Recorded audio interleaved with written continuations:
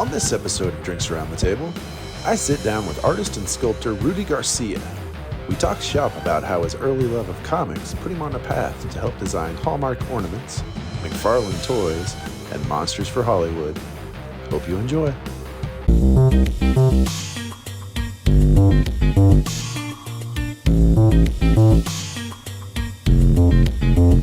My kickoff question for this season has been what was your artistic first love? Like, what was your first art form that you just latched onto and that's where you discovered your love of art?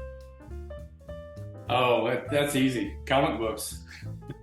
Nice. All the way. Comic books. Yeah, it's I see those and that was it. My grandmother would take me on Saturday downtown, and there was a bookstore there right where we get off the bus, and she'd let me go in there and pick out a few comics. Man, just seeing all those titles, Spider-Man and Iron Man and Thor. Man, I was just, it was so much for a kid. I was probably like 6 or 7 maybe or something, and she would buy me some so I could read them while she was or like look through them. So I wasn't really reading a whole lot, then and stuff.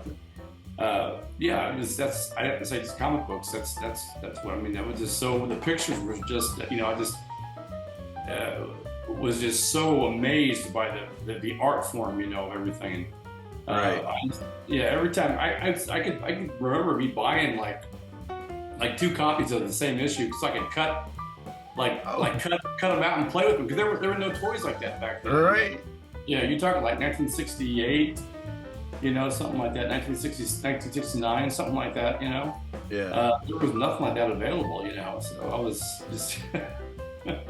Well, you hit right at the heyday of everything, too. I mean, everything hadn't been around that long. So had I known then to save those comic books, and I would have saved them, Yeah, no, that makes cutting them up a little sadder. Yeah, exactly. But I get it. Yeah, no, I mean, not having the figures of your own, you had to make do. Yeah, and improvise. So where did that, how long did it take for that to transfer into drawing yourself? Not long at all. I took to drawing like right away, and again, back in late 60s, early 70s, there really wasn't like sketchbooks, nothing. I mean, I drew on lined paper, and I remember my father brought home this one of those stenographer pads, and stuff, and I thought, oh, this is cool. It kind of looked like a sketchbook, kind of what I thought a sketchbook would look like, and it was still ruled. It was lined, and it was like there was a line like right down the center, and it was all ruled lines. And I draw on that, and that's really all I had. There was nothing else to draw on, really. Yeah. It wasn't until probably maybe another year or two when my aunt got me my very first sketch pad, and it was an actual sketch pad, sketchbook paper, and stuff. And I was just like, oh my God, this is so cool, and colored pencils, and things like that. And I was just like, oh my God, this is the coolest thing, I remember going to school and everyone was saying they're asking what they got for Christmas. And I got a sketchbook and these colored pencils, and I'm like, yeah, okay, you're crickets, and stuff. Little did they know.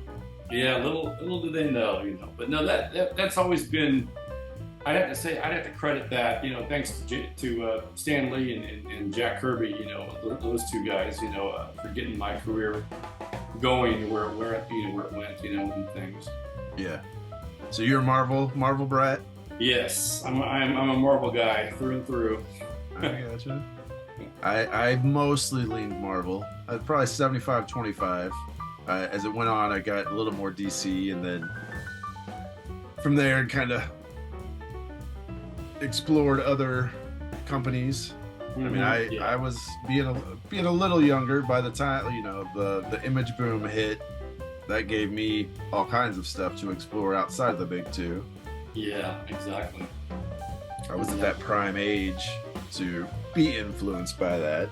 Mm-hmm. All right, so then, I mean, when, it's one thing to be drawing on lined paper and getting colored pencils, but when does that translate to, all right, I can do this. I want to play in this sandbox.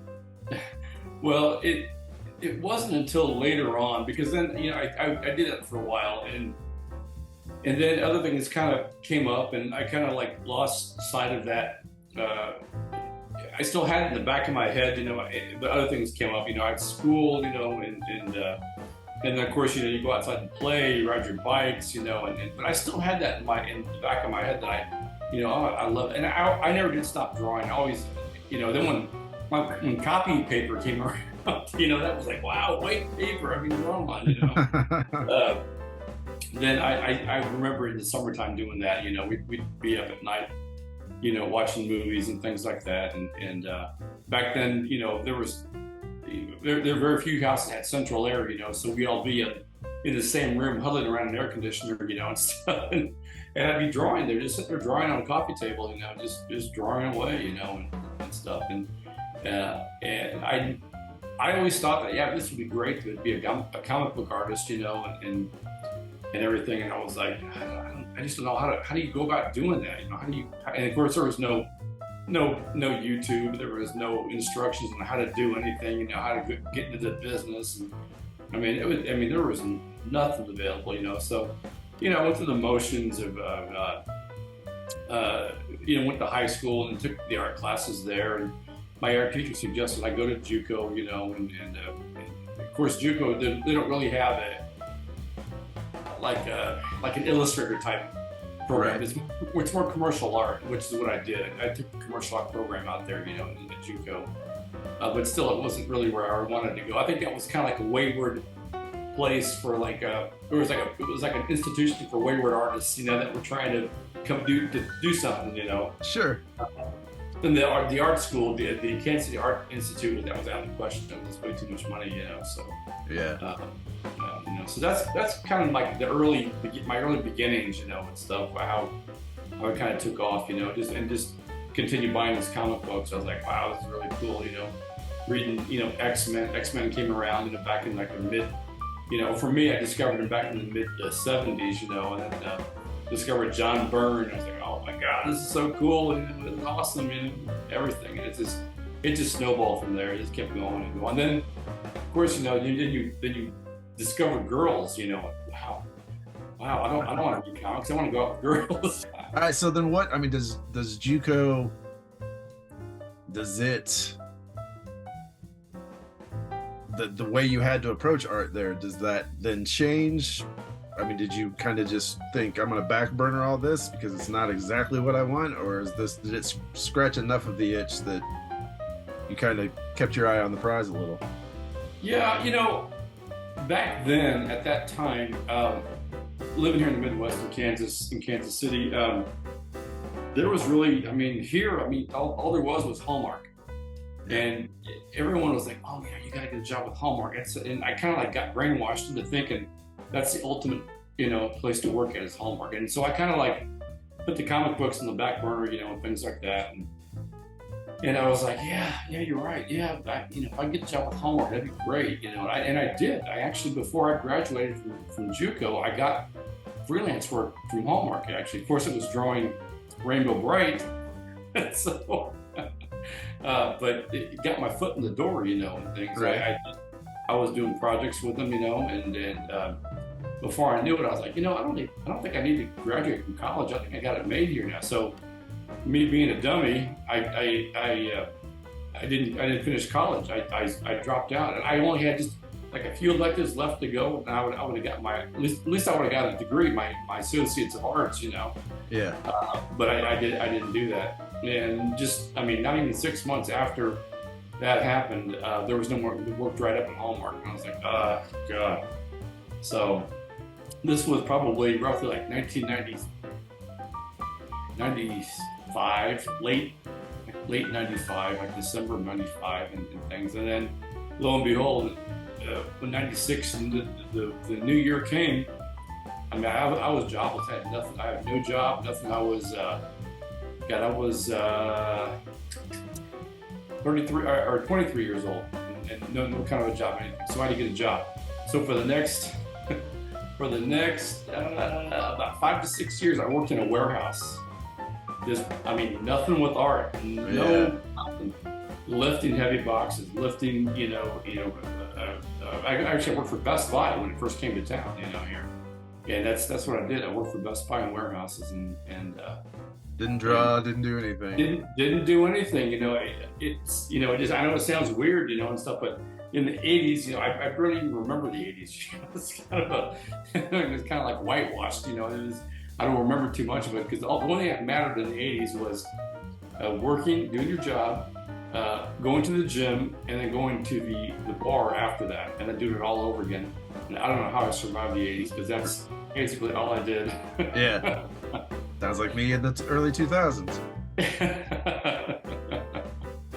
But at least I had the 80s, and I'm lucky to have grown up, in the 70s and 80s. That was, to me, that was just those are phenomenal. Everything was so, in the 70s, everything was so raw and so unstraddled, and so you had to make your own way, basically, So I don't regret anything from those eras.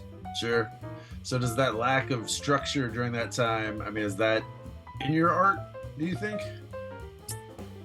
Oh, yeah. Well, I don't know. I think what happened during that time, I had nothing to do with art. So what happened is I tried to hurry up and make up for all that time lost, because I pretty much just wasted a lot of time, and I actually didn't get back into art until 1996, actually. So that was a long span there, and stuff. Right. Yeah, there were some pieces that I've done that they were kind of dark, and just remembering the time that I spent, toiling, day and night, working in warehouses and really feeling the heat of everything, of trying to pay your bills, and stuff. Right. All right. So and I want to get into the sculptures quite a bit, but before we do, so you mentioned Kirby, you mentioned Byrne, like where. Because there's definitely, with your sculptures, there's definitely a monster vibe in a lot of the stuff that I really, really like, speaks to me quite a bit.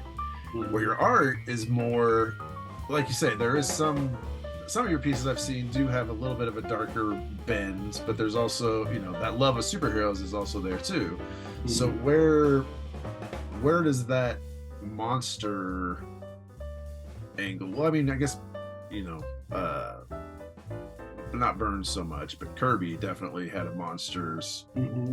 Yeah, he's in the DNA there. What other influences led to the sculpting side of things? I got two words. Rick Baker. Very big words in that field. Yes. And there was a lot of them. Just seeing his work, and reading about what he did, and how he started off, with just, it's just very, exhilarating, I just can't explain after I seen his work, I like Universal monsters, of course, those are my first loves in the monster type genre.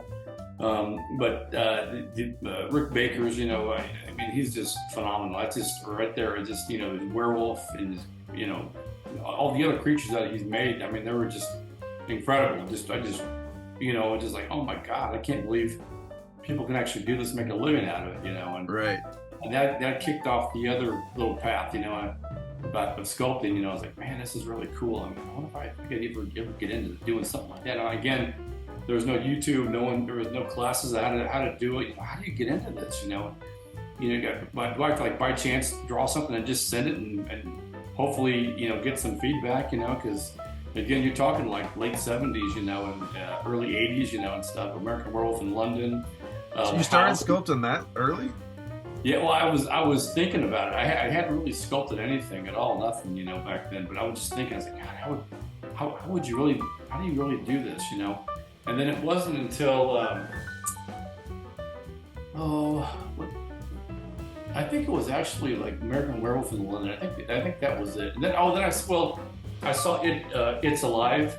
That was another Rick Baker. It was an early Rick Baker film. But I think after I seen the American Werewolf in London, I saw that, and I was like, and one morning I just woke up and I said, you know what? I think I want to make monsters the rest of my life. I think that's what I want to do.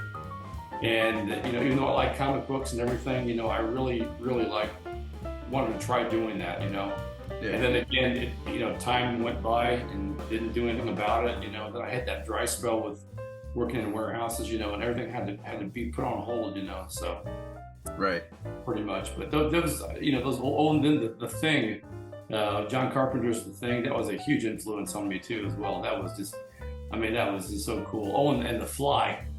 I love The Fly. Jeff Goldblum, The Fly. Yes. Oh yeah. All right. All that stuff was like, God, these are so cool. How do you do this? How do you get started doing this? So. Well, so okay, talk me through that. Tell me that story. How did you? I mean, obviously you saw the spark came from the flicks. Mm-hmm. What did that road look like? Well, after I saw that, I was like, God, if I could get into this would be so cool. I mean, I just didn't know how to do it, and one day I was after I had left the what do you call it, the warehouse work type thing. I was looking at some ads in through the paper, and back then where you could look through want ads, in the newspaper. And I saw a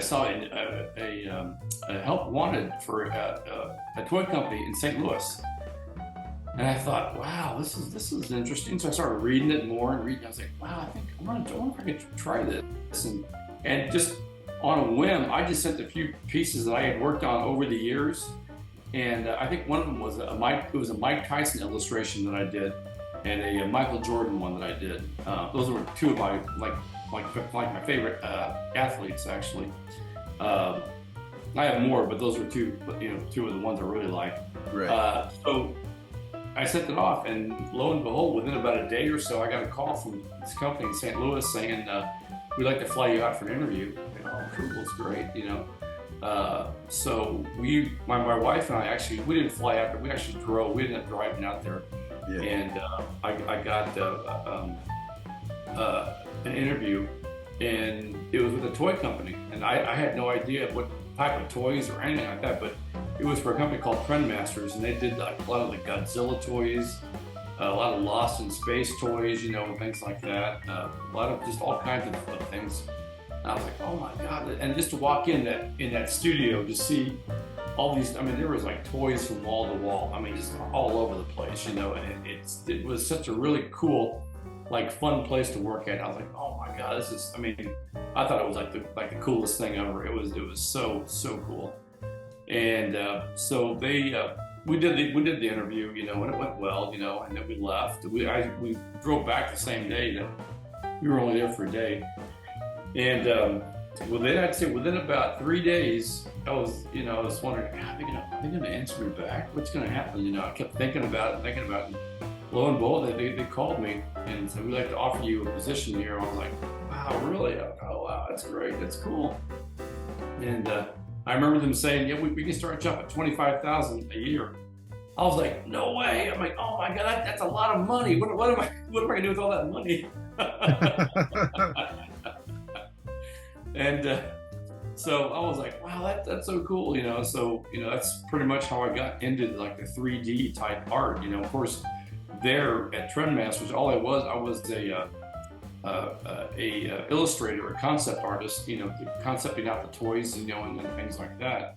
And it was there that another milestone happened. That's when I discovered that I could sculpt. Was there at Trendmasters. So that's so 1996. That was like a pivotal moment, of my life. That's where, like I said, it's where I learned that I knew I could sculpt. I could actually sculpt something in 3D, and stuff. So. Wow. Yeah. So all right. So what is just drawing so you just drew? Break that down for me. What happens after you draw the picture in a situation like that? So what happens is they have a line, say for instance. I'll just take Godzilla, for instance. We did for that Godzilla movie that came out in 1997, I think, or whatever. It was the American Godzilla movie. Oh, yeah, 98, I think. Yeah, 98. Yeah. Yes. So they would say, okay, this is what we want. We want this Godzilla, We want like fire-breathing Godzilla. There's different variations of Godzilla. You got the tall one, you got the small one, the 7-inch one, and you got the whatever size that one was, 12-inch or something like that. They have different categories, and you'd have to draw them different, poses. They were normally just static poses because they were going to be sculpted in China, and I was always, trying to get to be sculpted there, in house, Yeah. And I even offered, I said, I'll head up your sculpting department, and they didn't think that I was serious about it, and so, but I'll get into that in a little bit. But Okay. They didn't think that I was serious about the sculpting, but they were like, oh yeah, sure, whatever. So basically, what happens is after you get the concept idea done, it gets approved by the higher ups there at Trendmasters, and then you have to do it's called a design packet, and which is included. You got to do different views of the character. Then you got to put in the articulation, where it's going to be articulated at, what kind of joints you're going to use for that. The paint decoration, you got to do color callouts, what color it's going to be painted. And then you got to choose the swatch colors for them too as well. And then pretty much got to call out what type of material you want to use with it. If it's going to have a texture, you got to use these texture books to find out what type of texture you're going to use for it. It's pretty involved, it's pretty involved the way it's done, things. That kind of turned me off a little bit. I didn't want to do all that, so. Sure. But it was fun. I mean, everyone there was some comic book artists that were working there too as well, and things, and it was just a lot of fun. It was a great way to meet people, and stuff. Networking before networking was a thing, and stuff. Right. So. Yeah. What was your favorite piece there while you were there? Like what toy was your favorite that you did? I'd have to say my favorite all time was the robot from Lost in Space. I forgot what it was, B something, B9, I think it's what the official name was, the B9 robot or something like that. But from the original Lost in Space, Yeah. I didn't work on that actually because it really didn't. It was already an existing design, so all you had to do was just redraw it over again, and they would send files like photographs from the movie stills, to China to be sculpted. But that one was my favorite of all time. But now the one that I worked on that I really liked was again, it was Lost in Space. And it was a toss-up between Lost in Space and the Mummy movie, the one with Brendan Fraser. Yeah.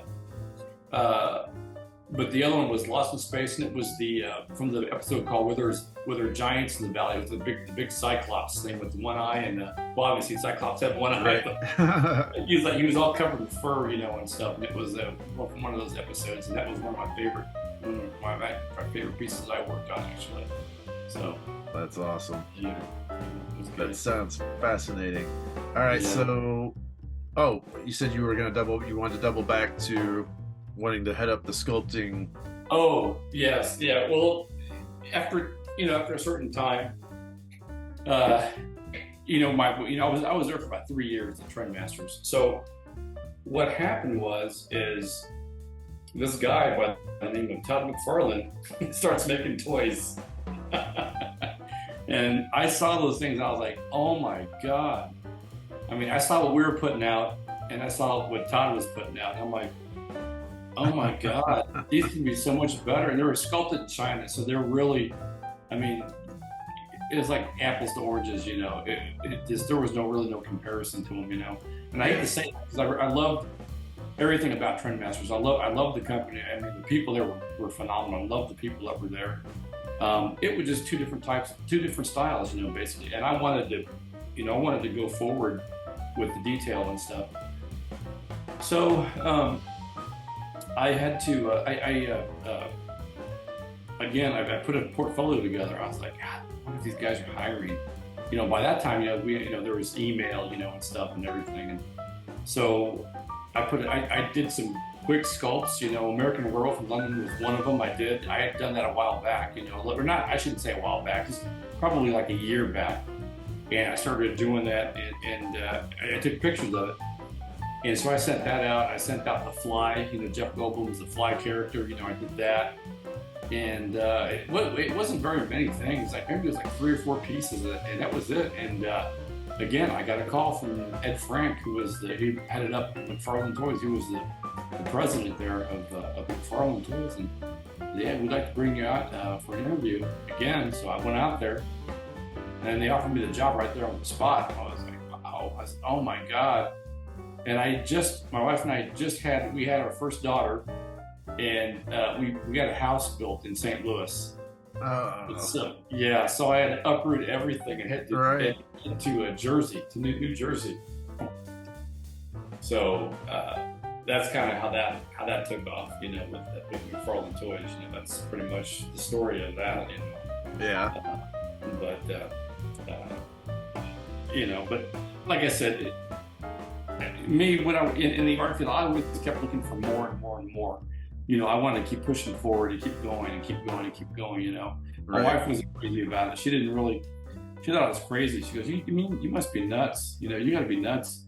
You got a good job here, you know, and stuff. And in fact, at Trendmasters, when I said I was going to leave, they actually offered me more money to stay. And they told me that they would open up a sculpting studio in Trendmasters. Wow. Well, then I found out that never happened. You know, they never after I left, there was no interest in doing it anymore. You know, so that's how that story ended. Yeah. You know, so that's too bad. Well, all right. So you're in Jersey. You're working at McFarlane Toys. Mm-hmm. How long were you there? I was there probably about 2 years, something like that. I was there about 2 years. My wife she couldn't adjust, you know, very well to living out there.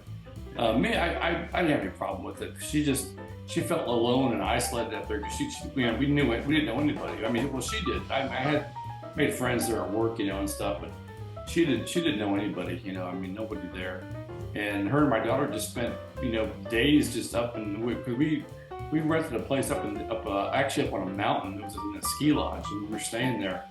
And you know, literally, you got to drive down part of the mountain to get down on the main road, you know, and stuff. And she just didn't like it. She hated it. She didn't.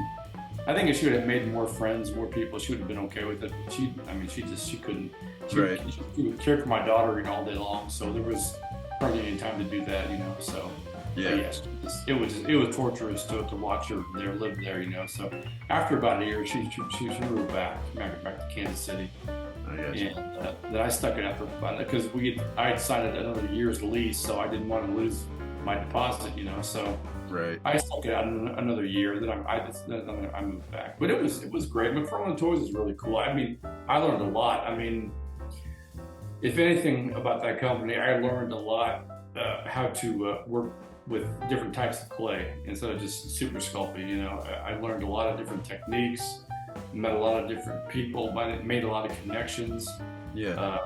You know, that I took from that, and that's what I took from that job. You know. So. I mean, that's dope though. Okay? So then, what's your go-to? Okay, I don't know how far ahead we're jumping here, but now you're doing because like I can see the pieces there to your right, hanging on the wall. These little guys. So that's so cool. What's the jump from McFarlane Toys to that?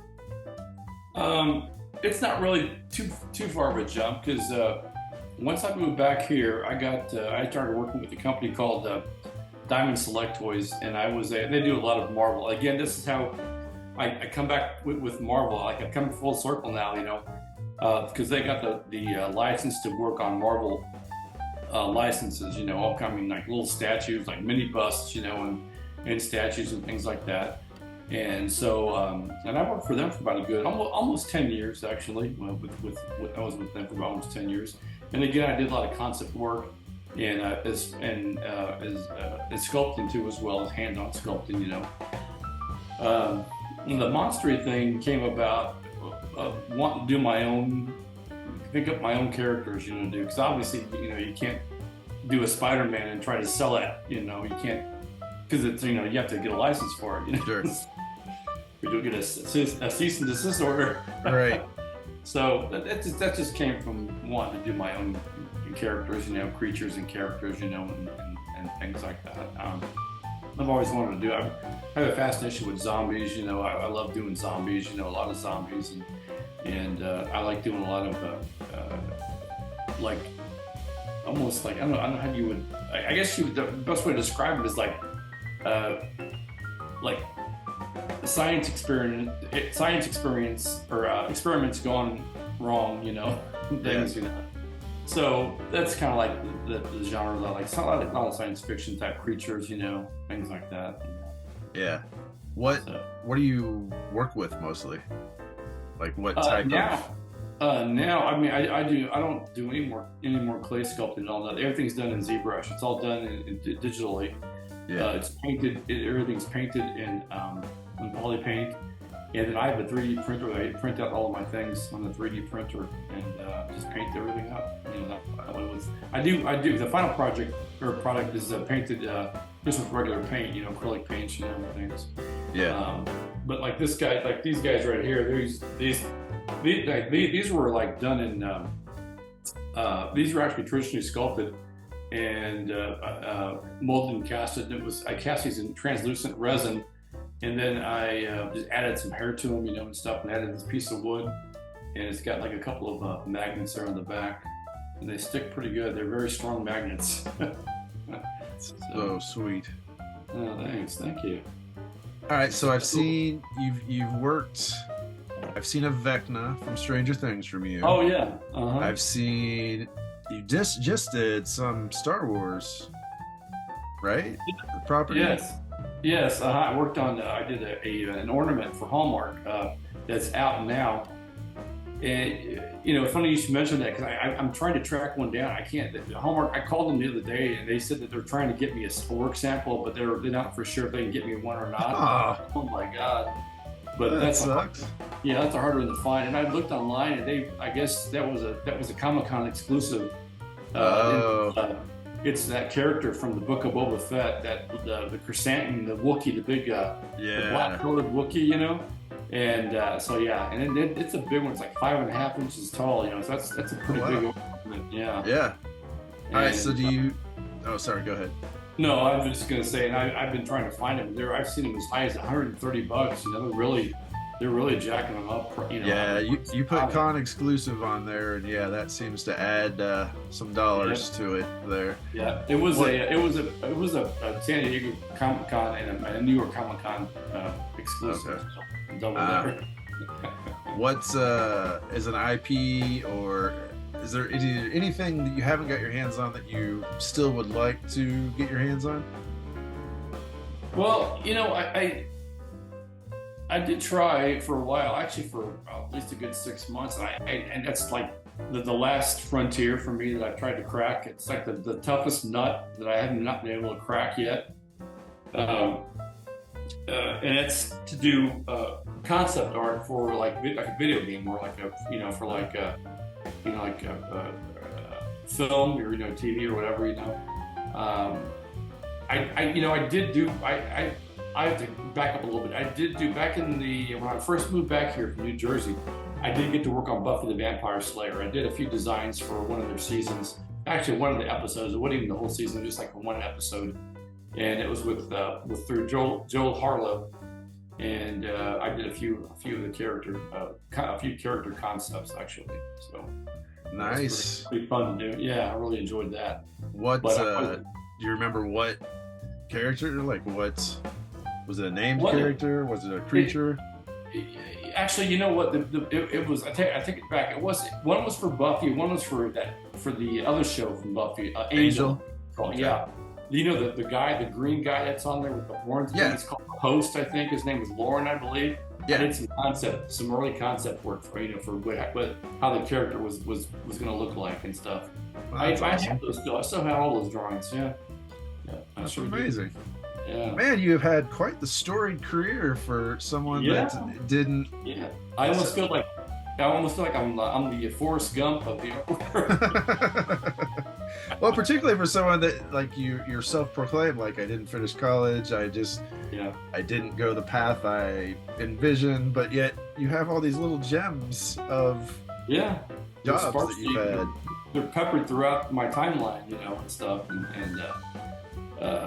but like I said, it's all a learning experience. I'm still learning. At 60 now, I've been doing ZBrush now for a few years, and I never thought, back when they were starting even talking about ZBrush, I was like, that's just a flash in the pan, Right.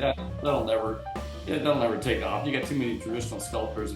Now that's all people. I mean, that's all they use. I mean, there might be a few, remote companies that will use clay, traditional clay sculptors, but on the whole, it's all a 3D, 3-dimensional. It's not just ZBrush. There's other 3D programs, out there too. Sure. So, but yeah, it's just amazing. It's incredible. Well, we're running out of time.